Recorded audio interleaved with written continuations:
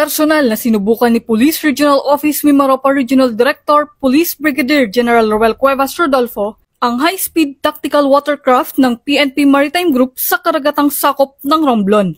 Sa pamamagitan ng aktibidad na ito, tinahak ng general ang ilang karatig isla upang tukuyin ang kanilang pangailangan at kahinaan laban sa banta ng seguridad. Sa kanyang hands-on test, masusing inobserbahan ni Police Brigadier General Rodolfo ang bilis, liksi at kahandaan ng HSTWC na magsilbi sa mga operasyon sa dagat.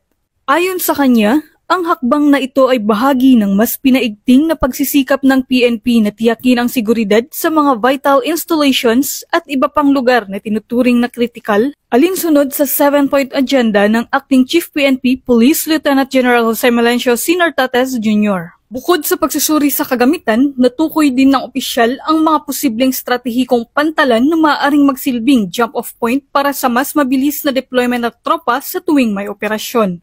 Bumisita rin siya sa mga liblib na komunidad upang personal na marinig ang hinaing at pangangailangan ng mga residente.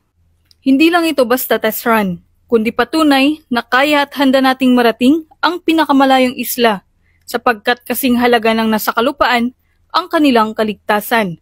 Pahayag ni Police Brigadier General Rodolfo.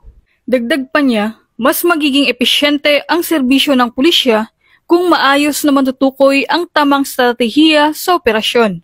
Sa pamamagitan ng inisyatibong ito, pinapakita ng Pro Mimaropa ang kanilang determinasyon na sugpuin ang mga banta gaya ng piracy, illegal na pangingisda, at iba pang krimeng maritimo habang pinapatibay ang pangako na bumuo ng mas ligtas at mas matatag na pamayanan sa mga isla ng rehiyon.